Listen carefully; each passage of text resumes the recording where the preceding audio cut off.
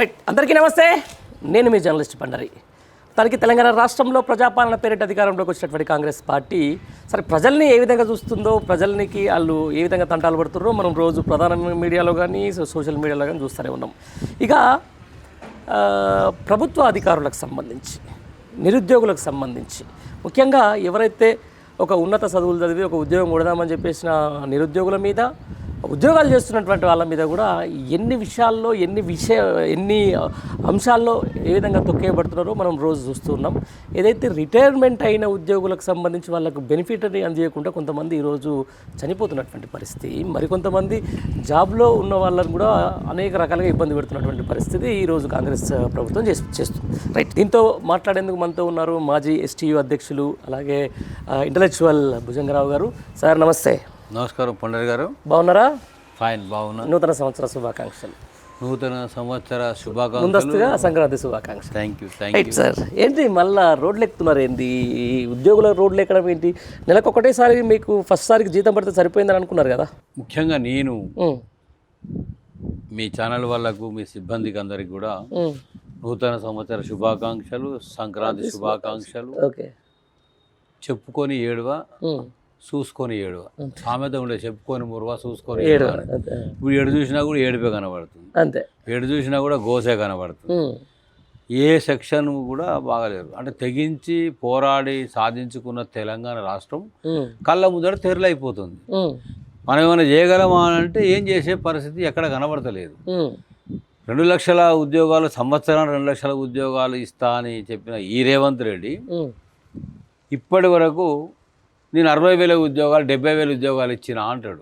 Okay, అనేక మంది తాను పిచ్చోడయ్యి చాలా మంది మంచోళ్ళను పిచ్చోలుగా చేస్తున్న పరిస్థితి. ఓకే, మీ ఛానల్లోనే చెప్పిన నేను ఇంతకుముందు చాలా ఇంటర్వ్యూస్లో మనం మాట్లాడుకున్నాం.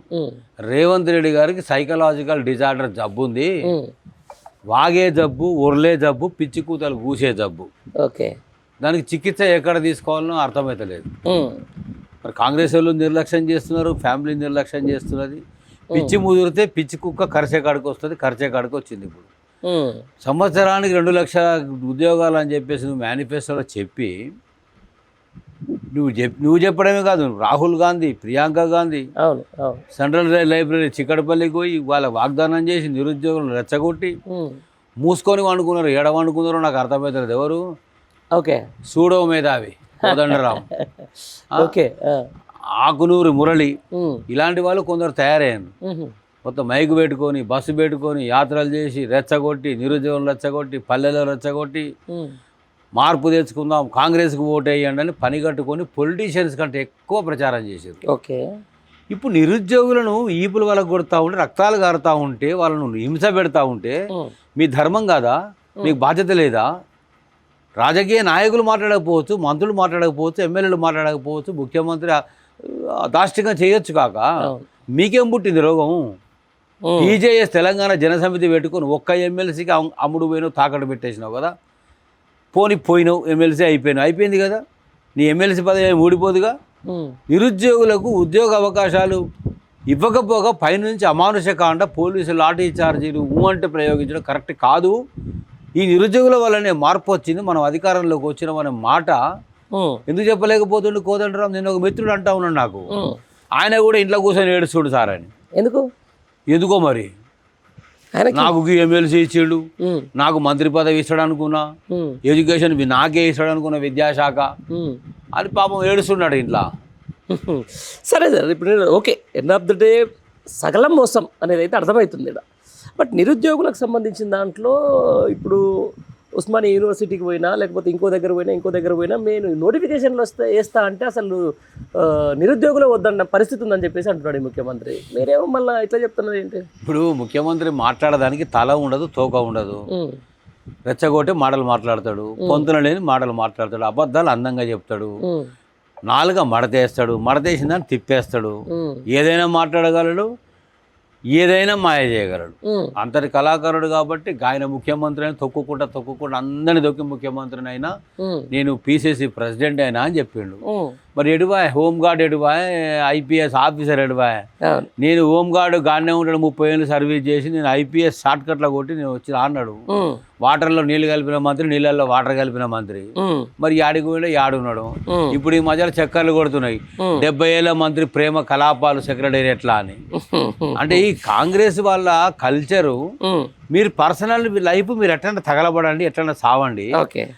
పోయిన ప్రభుత్వం లోపల కొంత అన్యాయం జరిగింది, మాకు సరైన న్యాయం జరగలేదు, సరైన న్యాయం చేయలేకపోయింది గత ప్రభుత్వం అని అనుకొని ఈ ప్రభుత్వం మార్పు పేరుతో తెచ్చుకుంటే 2 లక్షల ఉద్యోగాలు జాబ్ క్యాలెండర్ ఇచ్చి మాకు వయసు మీరిపోతుంది, జీవితాలు ఆగమైపోతున్నాయి, పెళ్ళిళ్ళు కావట్లేదు అని నిరుద్యోగులే కదండి మీ మాటలు నమ్మి పల్లెల్లోకి వెళ్ళి తల్లిదండ్రులకు చెప్పి అబ్బతాతకు చెప్పి మీ దండం పెడతాం, మీ కాళ్ళు మొత్తం ఒక్కసారి మీరు ఓటేయండి అంటే ఏమన్నారు తెలుసా? పండగ తల్లిదండ్రులు పెద్ద కొడుకు లెక్క ఉన్నారా నాయన, మాకు కేసీఆర్ అన్ని ఇస్తున్నాడు, కడుపు నిండి ఇస్తున్నాడు, అన్ని పెడుతున్నాడు, ఆయనకు ఓటేద్దా అంటే నీకు ఏం పుట్టిందిరా రోగం అంటే, మీకు అన్ని పెన్షన్లు ఇస్తుడు, అన్ని ఇస్తుడు బాగానే ఉంది, నాకు ఉద్యోగం వద్దా, నా లైఫ్ వద్దా, నేను పెళ్ళాన్ని చేసుకోవద్దా, నా లైఫ్ సెటిల్ కావద్దా అని పిల్లలు తల్లిదండ్రుల మీద అబ్బా తాతల మీద ప్రెషర్ తెచ్చి మార్పు పేరుతోని అందరితోని ఓటేపించిన పరిస్థితి.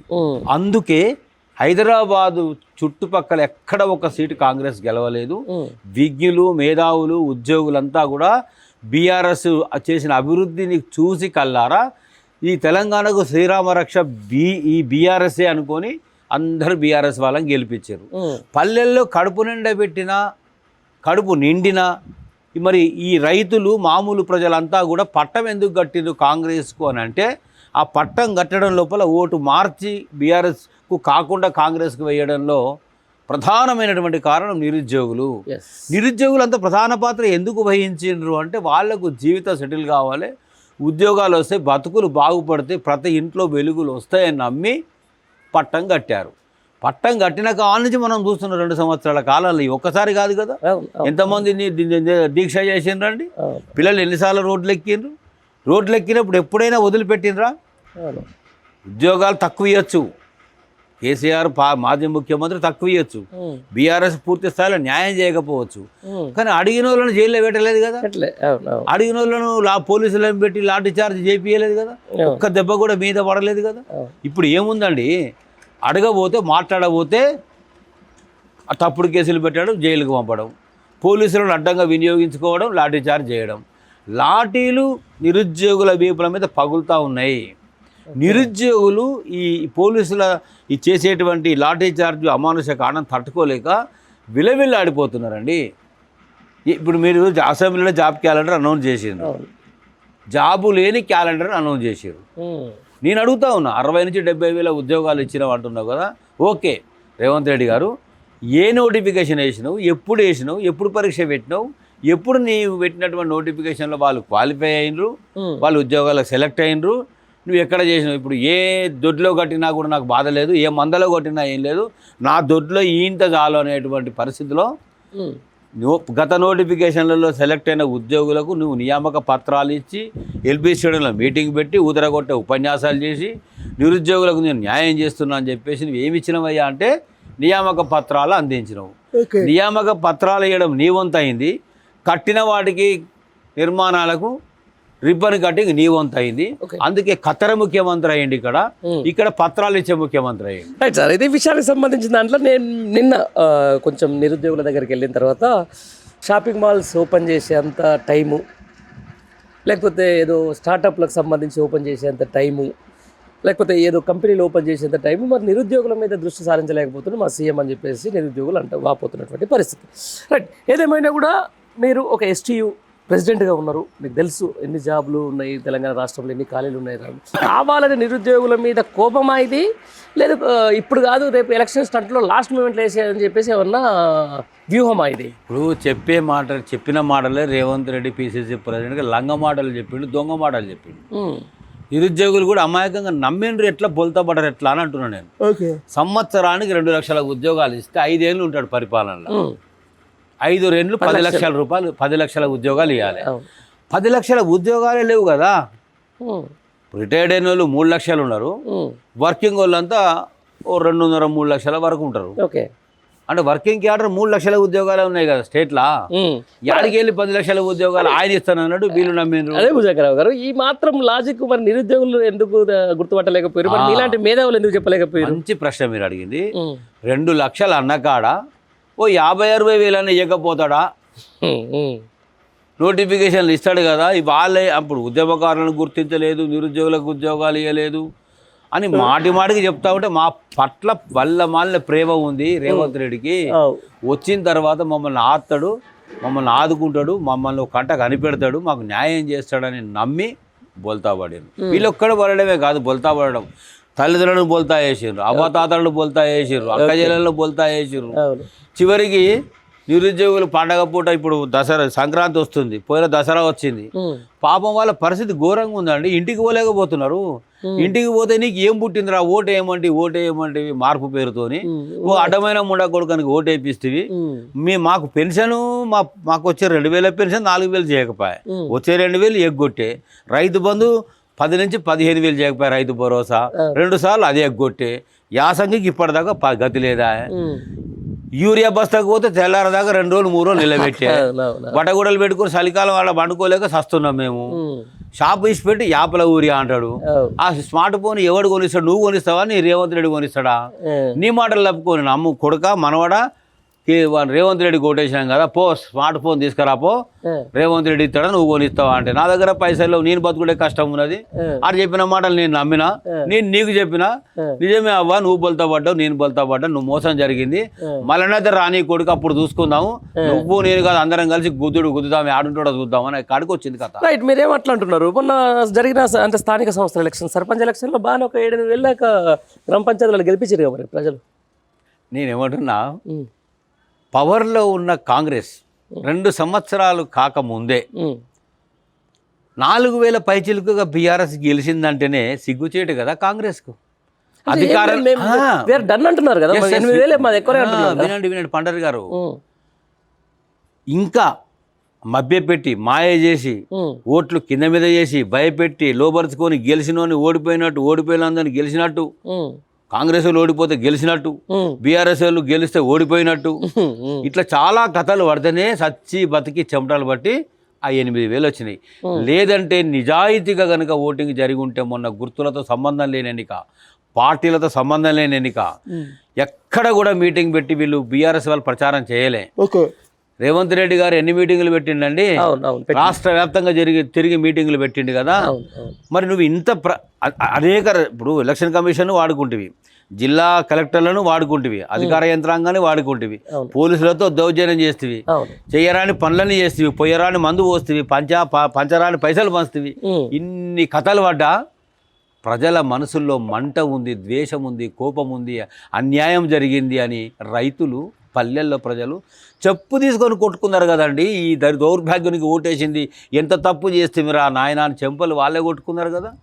యాక్చువల్గా ఒక దగ్గర నేను పోయినప్పుడు కల్లారా చూసిన, అరే నువ్వు ఓటేసిన పాపానికి నీ దౌడలు ఎందుకు వాళ్ళ కొట్టుకుంటున్నావు అంటే, అసలు దొరికితే వాన్ దౌడలు వాళ్ళ కొట్టాలి రేవంత్ రెడ్డి, నాకు దొరకడు కదా అయ్యా, ఏం చేయాలి మరి, వేసింది నేనే కదా తప్పు చేసింది, అందుకే నీ నా దౌడలు వాళ్ళ కొట్టుకుంటున్నా అంటున్నాడు. అంటే పల్లెల్లో ప్రజలు సుఖంగా లేరు, ప్రజలు బాధల్లో ఉన్నారు. 24 గంటల కరెంటు మేము కంటిన్యూ చేస్తున్నాము అన్నారు. మొన్న హరీష్ రావు గారు ఒక దగ్గర ఇన్స్పెక్షన్ చేశారు. మొత్తం లాగ్ బుక్ తీసి చూస్తే 12 గంటలు, 13 గంటలు, 10 గంటలు, 9 గంటలు కరెంట్ ఇచ్చేది. ఈ మధ్యలో కొంతమంది కరెంటు షాక్ తగిలి రైతులు చచ్చిపోయారు. ఇప్పుడు మోటార్లు రిపేర్కి వచ్చినాయి, ట్రాన్స్ఫార్మర్లు రిపేర్కి వచ్చినాయి, స్మార్ట్ మీటర్లు పెట్టారు. ఇప్పుడు ట్రాన్స్ఫార్మర్ల కాడ వచ్చేసింది.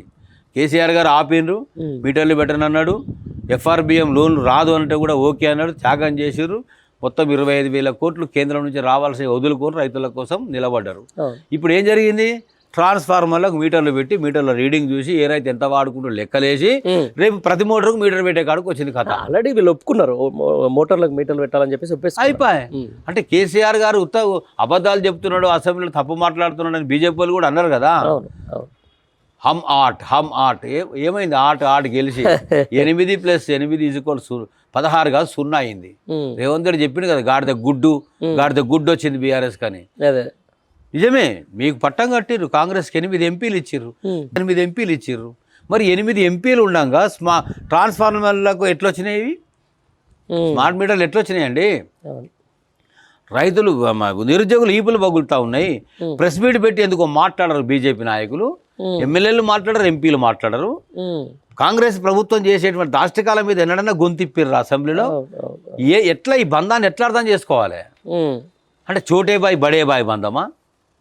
మరి గల్లీలో మనము దోస్తాను ఉంటుంది, ఢిల్లీలో కొట్లాట ఉన్నట్టు చూపిస్తారా? ఎవరిని నమ్మిస్తున్నారు మీరు?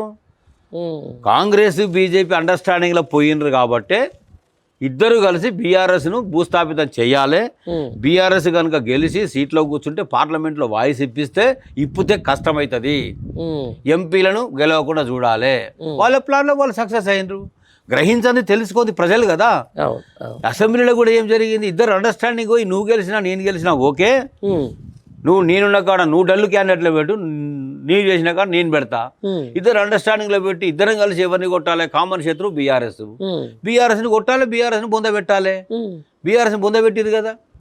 ఇక ఈ మధ్యలో మన కొత్త విచిత్రం, కొత్త పరిణామం, ఆ స్పీకర్ గడ్డం ప్రసాద్ గారు. నేను అనుకున్న కొంచెం విజ్ఞుడు, చదువుకున్నోడు, తెలుగున్నోడు, దళిత వర్గం నుంచి వచ్చినటువంటి వాడు, న్యాయం కొరకే ధర్మం కొరకే ఆలోచన చేసే వ్యక్తిగా కనబడుతుండు అనుకున్నా నేను. అరా నా తప్పుడు ఆలోచన, నా తప్పుడు అంచనా కదా అని మొన్న అర్థమైంది. ఏమైందని ఎక్కడ మారినరు? 10 మంది ఎమ్మెల్యేలు పార్టీ మారలేదు కదా, సాక్ష్యాలు ఏం లేవు కదా అని ఒక స్పీకర్ అన్నాడు. సుప్రీంకోర్టు లాస్ట్ వరకు టైం బార్డర్ పెట్టి టైం షెడ్యూల్ ఇచ్చి ఈ డేట్ లోపల నిర్ణయం చెప్పమంటే ఆపి ఆపి ఆపి లాస్ట్కి ఆయన నోట్లో నుంచి వచ్చినటువంటి తీర్పు గత చక్కదనంగా ఉంది.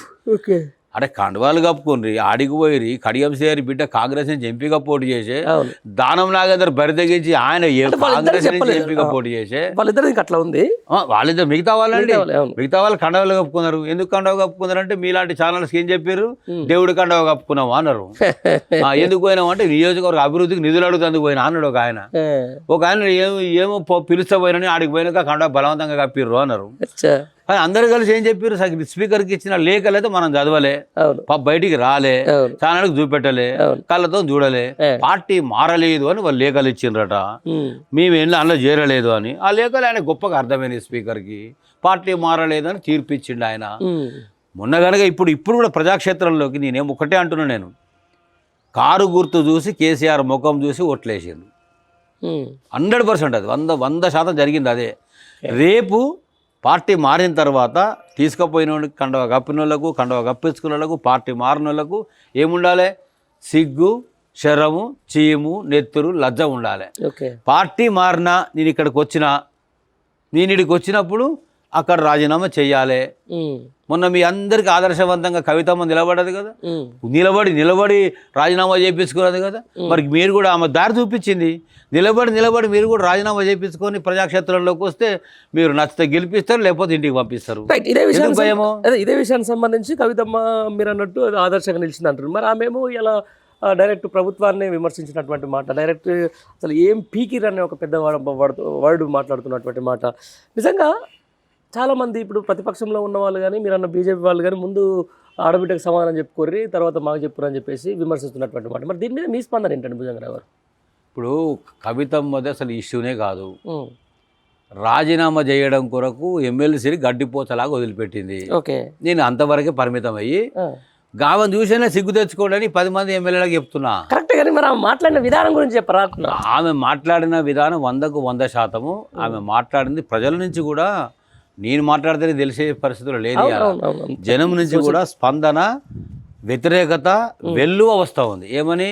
10 ఏళ్లలో మీరు ఎందుకు మాట్లాడలే, 10 ఏళ్లలో ఎందుకు నోరిప్పలే, నీ నెత్తి మీద ఒక లిక్కర్ స్కామ్ కేసు పడింది కాబట్టి బీజేపీ వాళ్ళు భయపెట్టి బెదిరించి ఇలా మాట్లాడమని నేర్పించిండ్రా? నువ్వు బీజేపీ వాళ్ళు వదిలిన బాణానివా, లేక రేవంత్ రెడ్డి గారు నిన్ను ఇంటి గుట్టు బయట పెట్టి మాకు సహాయపడమని ఆయన వదిలిన బాణానివా అంటే అన్నది కదా, ప్రజలు వదిలిన బాణాన్ని అన్నది. ప్రజలు వదిలిన బాణమే అయ్యి ఉంటే ప్రజా సమస్యలు, పెండింగ్ సమస్యలన్నీ నువ్వు పరిష్కరించేటప్పుడు మంచిని మంచి చెప్పగలగాలి, చెడును చెడు చెప్పగలగాలి. ఇప్పుడు బీఆర్ఎస్ ఏమి పీకి పీకి కట్టలు కట్టిందనే మాట అన్నప్పుడు నిజంగా నేను చాలా విస్తుపోయినా. అదే అంటున్నా, చెప్పుకోవడానికి కోకొల్లలునే బీజేపీ మన బీఆర్ఎస్ చేసినటువంటి పనులు కానీ ప్రజోపయోగాలు, ఉద్యోగ ఉపయోగార్థం, నిరుద్యోగుల ఉపయోగార్థం ఈ తెలంగాణ రాష్ట్రాన్ని సమగ్ర అభివృద్ధితో పాటు సంక్షేమ పథకాలు తీసుకొచ్చి బ్యాలెన్స్డ్ సిచ్యువేషన్లో రాష్ట్రాన్ని నడిపి అన్నింట అగ్రభాగాన నిలిపిండు కదా. తెలంగాణ సాధకుడైనటువంటి ముఖ్యమంత్రి గారు మా నాన్న నా కన్న తండ్రి అంటావు కదా, మరి అక్కడ ఏమి పీకి కట్టలు కట్టిండు అన్నప్పుడు నువ్వు డైరెక్ట్గా అనేది ఉండే తండ్రి మీద ఇంకెందుకండి, డైరెక్ట్ ఓపెన్ అయినట్టే అక్కడ. అదే అంటున్నా సార్, నేను ఒకటే, మీరు భుజంగరావు మీరు ఏమంటున్నారంటే ఇప్పుడు కేసీఆర్ని ఏమనంటే ఒక తెలంగాణ ఉద్యమకారునిగా మీకు కొంచెం అది ఉంటుంది, చాలా మా అందరం కూడా తెలంగాణ ఉద్యమం చేసి వచ్చిన కాబట్టి ఆ ప్రాతినిధ్యం ఇంతవరకు ఆయన మీద ఒక మాట పడడానికి చాలామంది ఈరోజు ప్రెస్ మీట్లు పెట్టి అట్లా అనొద్దని చెప్పేసి అంటూ ఉంటారు. ముఖ్యమంత్రి స్థాయి వ్యక్తే చచ్చిపోవాలని చెప్పేసి, ఇరగబడ్డాడని చెప్పేసి, లేకపోతే ఫామ్ హౌస్లోనే పండుకున్నాడని చెప్పేసి ఇష్టానుసారంగా మాట్లాడితే ఒక్క మాట కూడా మాట్లాడని సోకాల్డ్ అలా కూతురు మరి ఈరోజు ఎందుకు ఆయన మీద టార్గెట్ చేస్తుందంటే ఏం చెప్తున్నారని చెప్తున్నాను అంతే. నేను ఇప్పుడు నాకు కూడా కవితమ్మ నేచర్ కానీ ఆమె తెలివితేటలు కానీ కొంత నాకు అవగాహన ఉంది. ఎవరో ఎక్కిస్తే నేర్పిస్తే మాట్లాడే స్థాయికి దిగజారే మనిషి కూడా ఆమె కాదు. కానీ దురదృష్టవశాత్తు ఏంటంటే ఎక్కడ ఇరుక్కుందో, ఎవరు ఇరికిచ్చిండ్రో, ఏం మాయ చేసిండ్రో కానీ ఇంటి శత్రువుగా బయటకు వచ్చింది.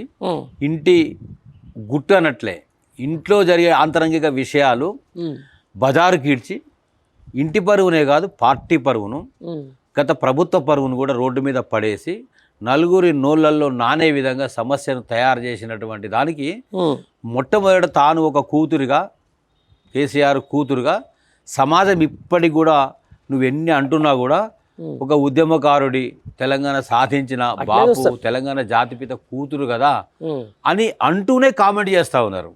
ఆ ఒక్క తెర గనుక లేకపోతే ఈ పాటికి మహిళా లోకం దుమ్మెత్తిపోసి వెంటబడి తరిమేవాళ్ళు. ప్రాంతం వాడే ద్రోహం చేస్తే ప్రాంతంలోనే పాతి పెట్టండి అనే విధంగా పరిస్థితి కాలేజ్ చెప్పినట్టు అయి ఉండేది. కానీ ఎందుకు అట్లా కాలేదు అంటే అది ఒక్క కారణం వల్ల, ఉద్యమకారుడి, తెలంగాణ కేసీఆర్ గారి కూతురు కదా అని. సరే, తను మొన్న శాసన మండలిలో మాట్లాడుతూ తను కన్నీరు పెట్టుకుంది. నేను కూడా మొత్తం లైవ్ చూసినాం. సహజంగా ఆ మనసులో నుంచి ఆ బాధ, ఉద్వేగం వచ్చినట్లే అనిపించింది. కానీ అర్థము వేరే విధంగా కనబడ్డా కూడా దాని వెనుక పరమార్థం, దాని వెనుక కారణాలు అనేకంగా ఎవరో చెప్పితే తెలుసుకునే స్థితిలో లేరు. జనం అన్ని గమనిస్తూ ఉన్నారు, అన్ని తెలుసుకుంటా ఉన్నారు. రేవంత్ రెడ్డి బహురూపి, మాటకారి, మాయలోడు, మాయల మరాఠీ, ఒక ఆలీబాబా 40 దొంగల ముఠా మాదిరిగా ఈ రాష్ట్ర క్యాబినెట్కు ఆయన ఆలీబాబాగా ఉన్నాడు, వీళ్ళు 40 దొంగల ముఠాగా ఉన్నారు, దోచుక తింటా ఉన్నారు. ఎక్కడికక్కడ తెలంగాణ ఆగమైపోయింది, తెరలైపోతుంది, ఎంత పొరపాటు చేస్తామని చెప్పేసి చంపలేసుకుంటా ఉన్నారు. ఈ తెచ్చుకున్న తెలంగాణ మీకైనా, నాకైనా, విద్యార్థులకైనా, నిరుద్యోగులకైనా కళ్ళ ముందు ఆగమైపోతూ ఉంటే అనేక రకాలైనటువంటి ఇబ్బందులు వస్తున్నటువంటి పరిస్థితి మన కళ్ళ ముందు కనబడతా ఉంది.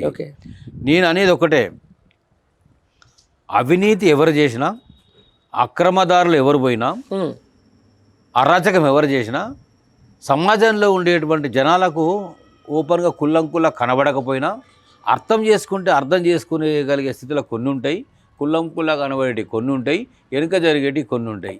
ఇవాళ సోషల్ మీడియా పుణ్యమా అని నిమిషాల్లో, సెకండ్లలో అందరికీ అని చేరిపోతూ ఉన్నాయి. దాచిపెట్టే దాగే పరిస్థితి ఏం లేదు. ప్రజలు మనకంటే ప్రజలు మేధావులుగా ఉన్నారు, విజ్ఞులుగా ఉన్నారు, విచక్షణతో ఉన్నారు, ఆలోచిస్తారు కూడా. రైట్. ఇదే విషయానికి సంబంధించి మీరు ఒక 30 ఏళ్ళు 40 ఏళ్ళు చేసిన టీచర్గా? 37 ఏళ్ళు చేశాను. 37 ఏళ్ళు ఉపాధ్యాయునిగా మీరు విధులు నిర్వర్తించారండి. ఎంతో మంది భావి భారత పౌరులని తీర్చిదిద్ది ఉంటారు. మీ శిష్యులు చాలా ఉన్నతమైన ఉద్యోగస్తులు కూడా ఉంటుంటారు. అవునండి.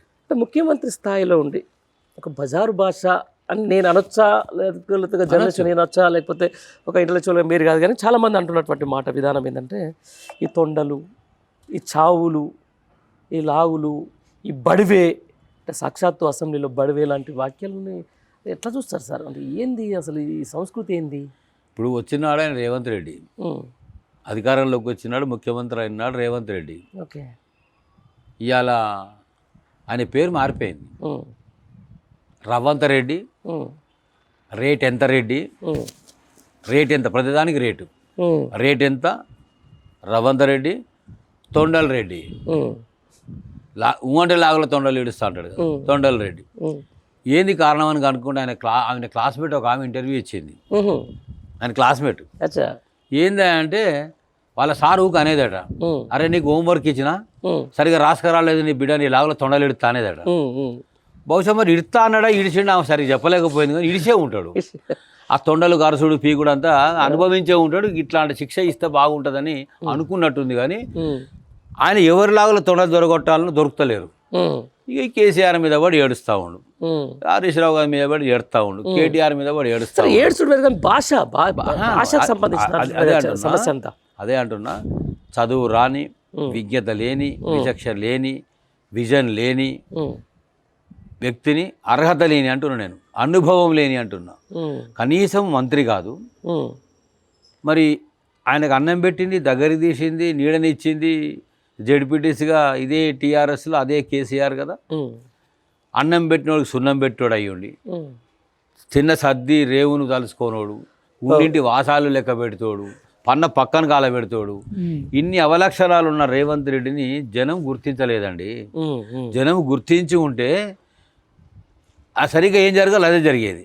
ఇప్పుడు చెప్తా ఉన్నా నేను, ఈయన సమాధి చేసుకున్నది ఆయన రాజకీయ జీవితాన్ని కాదు. రేవంత్ రెడ్డి రాజకీయ జీవితం 100% సమాధి కాబోతా ఉంది అతి త్వరలో.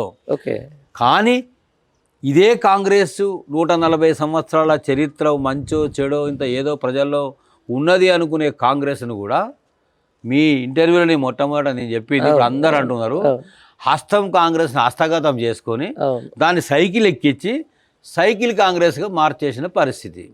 ఇక సైకిల్ కాంగ్రెస్ బాగానే అయినాక సైకిల్ దొక్కుతున్న చెవుల పువ్వులు పెట్టే పరిస్థితి. అంటే పువ్వు సైకిల్ అయిపోయి హస్తాన్ని హస్తగతం చేసుకొని 20 సంవత్సరాల వరకు ఇంకెవ్వరు కాంగ్రెస్ నమ్మకుండా ఓటేయకుండా భారీ నష్టాన్ని చేసినటువంటి చరిత్రలో చరిత్రహీనుడిగా ఎవరు మిగులుతారంటే ఇదే రేవంత్ రెడ్డి గారు మిగిలిపోతారు. ఎందుకు ఇంతమంది సీనియర్ మంత్రులు ఉన్నారు కదా, మరి ఎవరెందుకు మాట్లాడడం లేదు, నష్ట నివారణ చర్యలు కాంగ్రెస్కి ఎందుకు చేపట్టడం లేదు అంటే ఎవరికి ఇవ్వాల్సిన ఫీల్డ్ వాళ్ళకి ఇచ్చిండు, ఎవరికి ఇవ్వాల్సిన పాకెట్ వాళ్ళకి ఇచ్చిండు.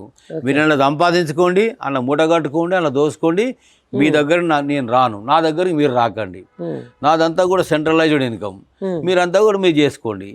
వాళ్ళందరూ కూడా అంటూ ఉన్నారు, మీరు అడగండి, కాంగ్రెస్ వాళ్ళు ఎక్కడ అడగండి, తెలుసుకోండి మీరు. మళ్ళీ మేము వచ్చేది ఉందా, గెలిచేది ఉందా, మాకు ఇక్కడ నోటేసేది ఉందా అని ఇంకా మార్కెట్ కమిటీ ఉంటుంది కదా, మార్కెట్ కమిటీలో లక్షలు అడితిపెట్టి అమ్మటోళ్ళ దగ్గర లక్షలు ఎవ్వరు చిన్న చితగా వ్యాపారాలను కూడా వదిలిపెట్టకుండా కాంట్రాక్టర్ల మీద దగ్గర పర్సెంటేజ్ 20%, 30%, చివరికి సిగ్గు చెడు చెప్తా ఉన్నా నేను, నాకు అవమానకరంగా ఉంది చెప్పాలంటే. రిటైర్డ్ వాళ్ళు 17,000 మంది రిటైర్ అయ్యి ఉంటే అదే దాని మీద అడగబోతున్నా మిమ్మల్ని. చాలా దగ్గర కూడా కమిషన్ చేసుకుంటున్నారు కదా సార్, ఆత్మహత్యలు చేసుకుంటున్నారు, మాకు బెనిఫిట్స్ ఇవ్వండి అని చెప్పేసి మనోవేదకు గురవుతున్నారు, గుండెపోట్లు వచ్చి చనిపోతున్నారు. ఇంతవరకు వాళ్ళ మీద కనీసం ఒక్క సమీక్ష కూడా నిర్వహించకుండా వాళ్ళని ఎందుకు ఇంత ఇబ్బంది పెడుతున్నారు? ఈయన సమీక్షలు ఎట్లుంటాయంటే, మొన్న ఒక సమీక్ష చేసాడు, మీకు తెలిసి ఉంటుంది, విద్యాశాఖలో సమీక్ష చేసాడు. ఆయన విద్యామంత్రి కదా, ఏ శాఖకు మంత్రి ఉన్నా లేకున్నా విద్యకు మాత్రం విద్య ఉన్నోడు, విద్యార్హత ఉన్నోడు, విద్యా అనుభవం ఉన్నోడు, చదువుకున్నోడు, చదువు పరిజ్ఞానం ఉన్నోడే విద్యామంత్రి ఉండాలి. ఎందుకంటే ఇక్కడ ఉండేటోళ్ళంతా మేధావులు, సమాజానికి డైరెక్షన్ చేసేవాళ్ళు, మార్గదర్శనం చేసేవాళ్ళు, చదువుకునే వాళ్ళు, విజ్ఞులు, ఒక తరగతిగా బోధన చేసి జాతికి భవిష్యత్తును కల్పించే వాళ్ళు లెక్చరర్స్ ఉంటారు, అధ్యాపకులు ఉంటారు, ప్రొఫెసర్స్ ఉంటారు, టీచర్స్ ఉంటారు. కాబట్టి దీనికి విద్యామంత్రి అయ్యేటప్పుడే తను ఒకసారి లోపలికి చూసుకోవాల్సింది. నేను గవర్నమెంట్ బల్లె చదివినా అంటాడు కదా, గవర్నమెంట్ బల్లె ఎక్కడ చదివిండో అని ఆ టీచర్ మనం ఇంటర్వ్యూలో చూస్తే ఈయన మొత్తం హోంవర్క్ చేయకపోయేదట. ఇప్పుడు తరగతి గదిలో మొత్తం 20 మంది పిల్లలు ఉంటే పాపం హోంవర్క్ చేసి అన్ని రాసుకొని వచ్చిన నాలాంటి బ్యాగుల కాపీలు ఉంటే ఈ కాపీ అల్లకి పోయేది, ఆ కాపీ ఇళ్ళకి వచ్చేది.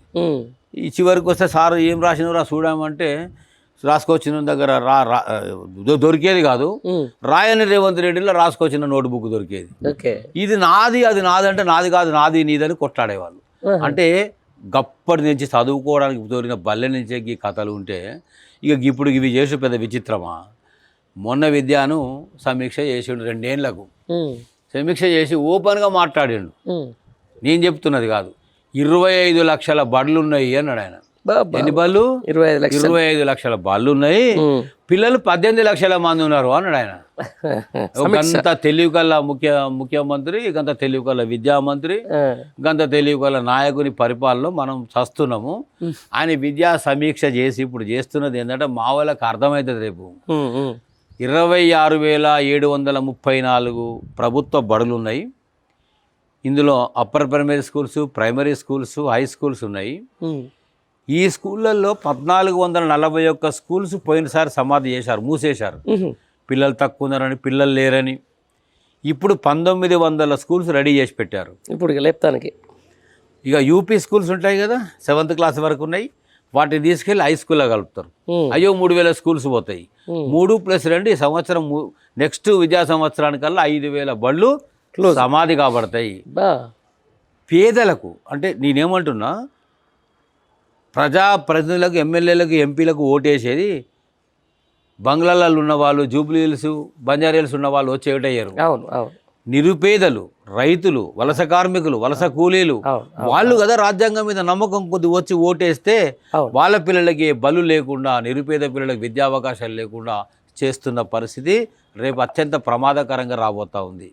ఇదే రాజశేఖర రెడ్డి గారు 2007లో ఇదే హైదరాబాదులో 282 బళ్ళని సమాధి చేస్తే, పిల్లలు లేరని మూసేస్తే, ఆనాడు నేను ఎస్టీలో అధ్యక్షుడిగా ఉండి 57 రోజులు నిరంతర పోరాట ఉద్యమాలు చేసి హైకోర్టులో పిల్లేసి చివరికి ప్రత్యక్ష పోరాటం చేసి రాజశేఖర రెడ్డి గారు 400 మంది ఐఏఎస్, ఐపీఎస్, క్యాబినెట్, ఎమ్మెల్యేలు ఉన్నటువంటి ప్రియదర్శిని ఆడిటోరియంలోకి చొరబడి మిలిటెన్సీ పోరాటం చేస్తే 19 కేసులు పెట్టారు నా మీద.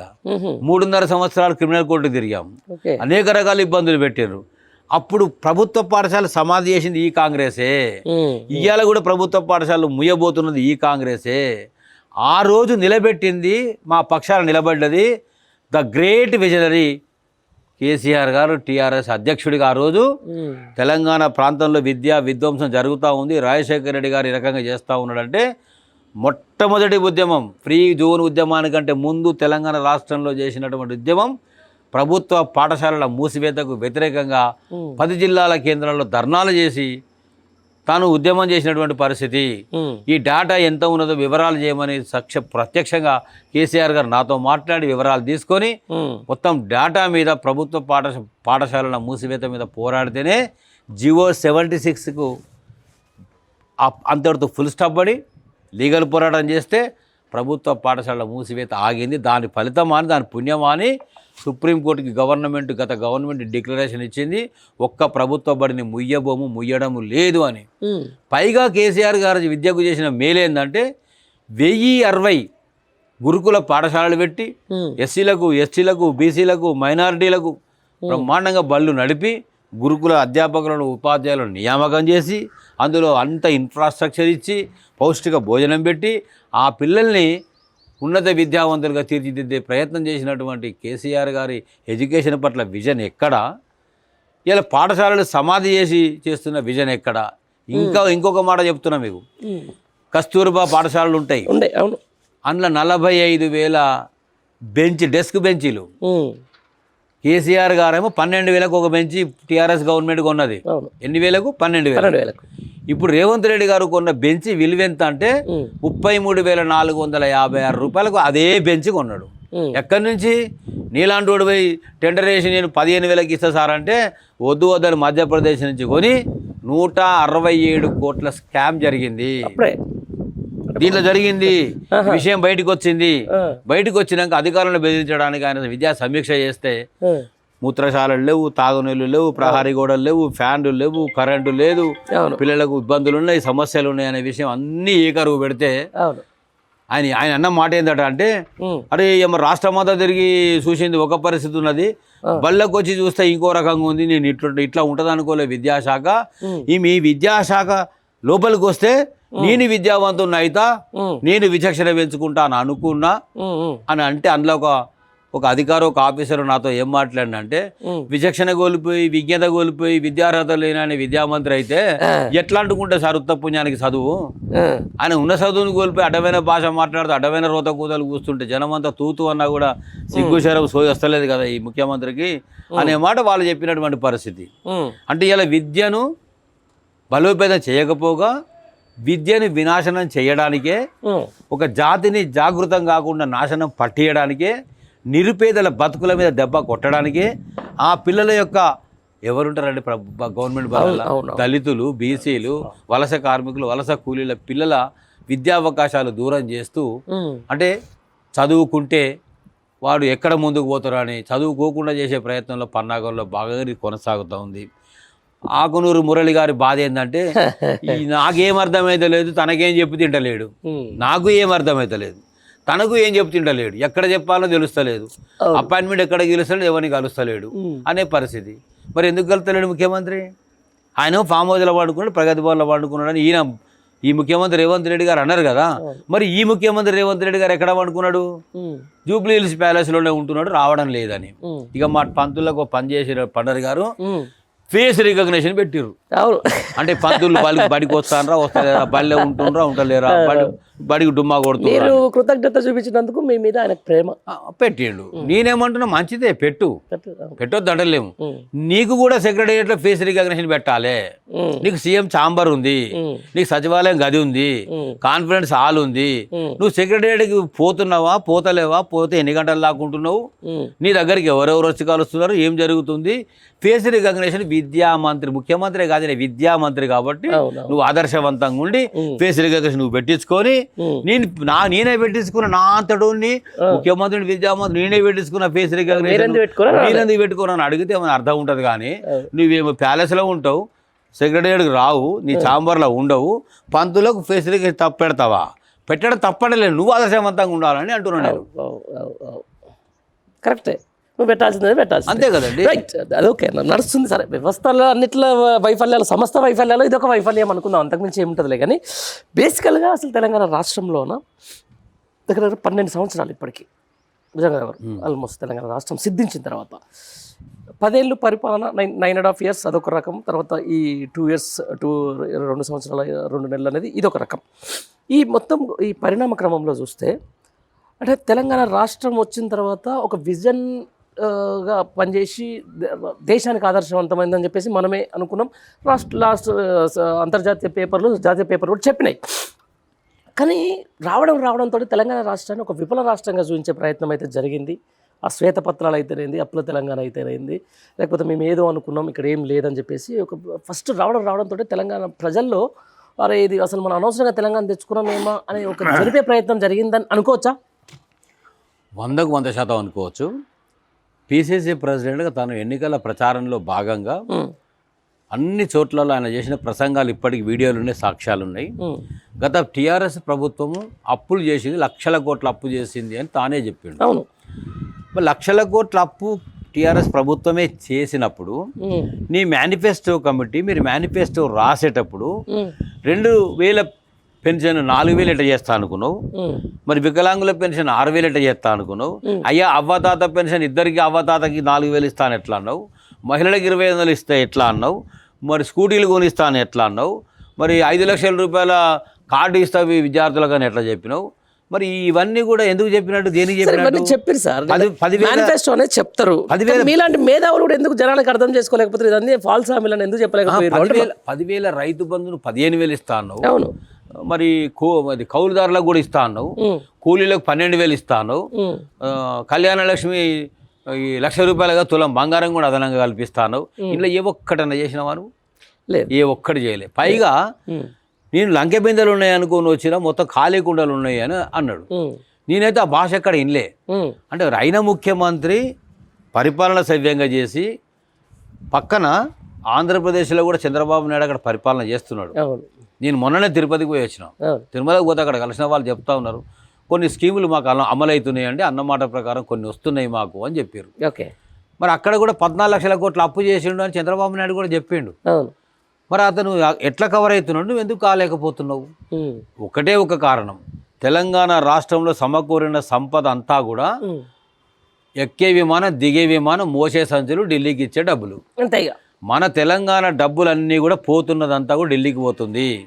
దేశవ్యాప్తంగా ఉన్న కాంగ్రెస్ పార్టీని మెయింటెనెన్స్ సాదేది బతికిచ్చేది ఒక ఈ తెలంగాణ, గీడున్న కర్ణాటక, హిమాచల్ ప్రదేశ్ ఏం లేదు, అయిపోయింది.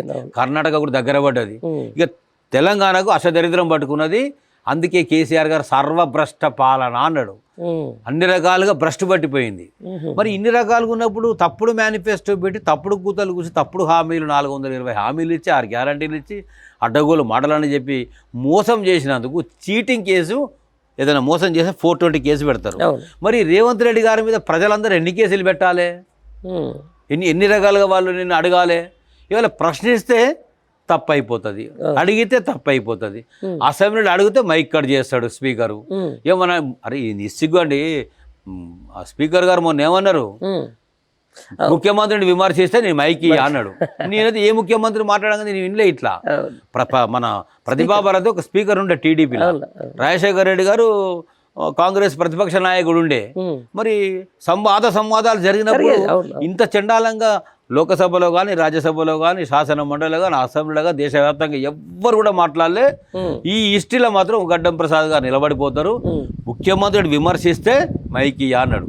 విమర్శిస్తేనే మరి ముఖ్యమంత్రి చట్టసభల, శాసనసభల అడ్డమైన కూతలు కూస్తుంటే, అడ్డమైన ఒరుడు ఒరుతుంటే ఎన్నడైనా అన్న ముఖం చూసి ముఖ్యమంత్రి గారు ఇట్లా మాట్లాడడం పద్ధతి కాదని అనగలిగిన వారు. అంటే ఎప్పుడైతే నువ్వు స్పీకర్ కుర్చీలో పోయి కూర్చుంటావో ప్రతిపక్షము, పాలకపక్షము అందరు వచ్చి నీకు మద్దతు తెలుపుతూనే నువ్వు పోయి ఆడ కూర్చున్నావు.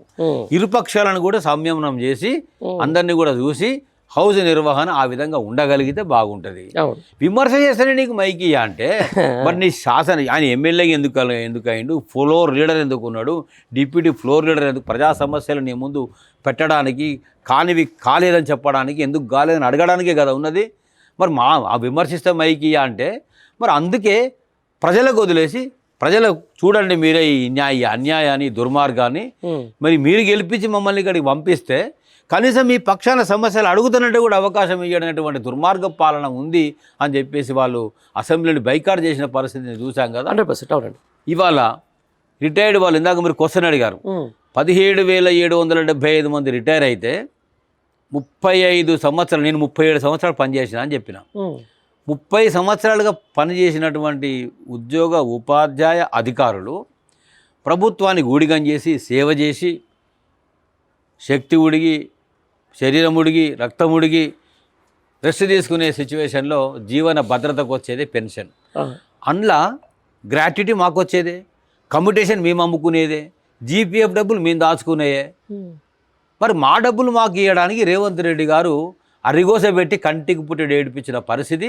40 మంది క్యాన్సర్ వచ్చి, హార్ట్అటాక్ వచ్చి, రోగాల బారిన పడి, మూత్రపిండాల వ్యాధులు వచ్చి, నేను బతకాల కొన్నాళ్ళు, అయ్యో నా పిల్లలున్నారు, నా భార్య ఉంది, నా ఇంటి కోసం నేను కావాలి అని హాస్పిటల్కి పోతే ఫ్రీ ట్రీట్మెంట్ చేసుకుందామంటే హెల్త్ కార్డు లేదు, అయిపోయినప్పటికీ. పోనీ కార్పొరేట్ దవాఖానకు పోతే లక్షల రూపాయలు కావాలి. రేవంత్ రెడ్డి పైసలు ఇచ్చడమో ట్రీట్మెంట్కి పోతామంటే ఈయన అయ్యాడు. హార్డ్లీ ఎంత ఉంటుంది సార్? ఈ 17,000 మందికి ఎంత ఇచ్చాల్సి ఉంటుంది? దాదాపు 10,000 కోట్లు పైచిలకు ఉండేది. మొన్న డిబేట్, ఈ మధ్యలో 2-3 డిబేట్లకు పోయినా నేను. జేఏసీ నాయకత్వం ఉంది, జాయింట్ యాక్షన్ కమిటీ. అట్లా టీచర్ సంఘాలు, ఉపాధ్యాయ సంఘాలు, ఉద్యోగ సంఘాలు, అధికారుల సంఘాలు అన్నీ ఉంటాయి. ఆయన అంటాడు, ఒక ఆయన సెక్రటరీ జనరల్ అంటాడు, అట్లనే అధ్యక్షుడు, చైర్మన్ అంటాడు. ఆయన చైర్మన్, నేను సెక్రటరీ జనరల్. 206 సంఘాల వేదిక మాది అంటాడు. 200 కాకపోతే 600 ఉండని. ఎంతమంది ఉన్నారండి, ఇక ముఖ్యం కాదు కదా. ఏం చేస్తున్నారు, ఏం అడుగుతున్నారు, ఏం ఒరుగుతుంది, ఏం జరుగుతుంది అనేది కదా ముఖ్యం. మరి ఎక్కడ కూడా ప్రభుత్వం నిలదీసిన పరిస్థితి లేదు. 3 కమిటీలు రేవంత్ రెడ్డి గారు వేశారు. జేఏసీ మీటింగ్లు పెట్టిండు, 3 సార్లు సమావేశాలు పెట్టిండు. జరిగింది లేదు, ఒరిగింది లేదు. చివరికి నెలకు 700 కోట్లు ఇస్తాము అని ఒప్పందం జరిగింది. అది జూన్లో జరిగింది. మరి ఇప్పటికి వాళ్ళ లెక్కల ప్రకారం మా జేఏసీ నాయకులే చెప్తున్నారు ఏంటంటే 4,200 కోట్లు ఇచ్చినాం సార్ అని చెప్తున్నారు.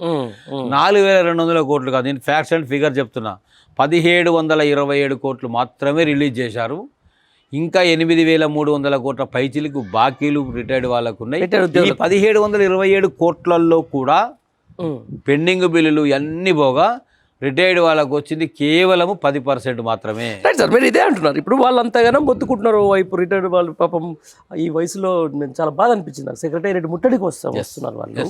నిజంగా అందాల పోటీలు అని చెప్పేసి 250 తలగేయడం కోట్లు, తర్వాత ఏదో గ్లోబల్ సమ్మిట్ అని చెప్పేసి దానికి 350 కోట్లు తలగబెట్టడం, ఇదేదో మోసీ వస్తుందని చెప్పేసి 100 కోట్లు ఈడ వేసేసి పెట్టి ఇదంతా చేసే బదులు నిజంగా వాళ్ళకు నేడీ పీపుల్ కదా, అంటే వాళ్ళు మీరు అన్నట్టు సేవ చేసి ఇంత చేసిన ప్రభుత్వ ఉద్యోగికి ఇచ్చే గౌరవం మీద ఏం చెప్తారు? వర్కింగ్ ఉద్యోగులతో పోలిస్తే ఓ డిఏ లేట్గా రావచ్చు, పిఆర్సీ సంవత్సరం లేట్గా రావచ్చు, చావరు బతుకుతారు కదా.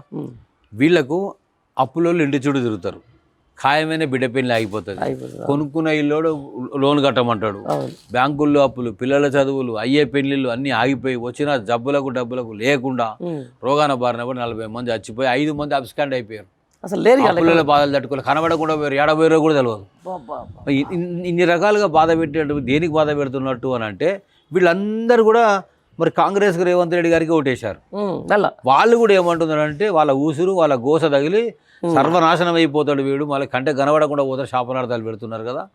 మరి ఎందుకు ఇన్ని రకాలుగా చేస్తుండనంటే ఒక్కటే ఒక కోరిక ఆయనది, ఎవరిని ఎంత ఏడిపిస్తే ఎవరిని ఎంత ఇబ్బంది పెడితే అంత ఆనందం ఎవరు పొందుతారంటే మానసిక రోగులు పొందుతారు.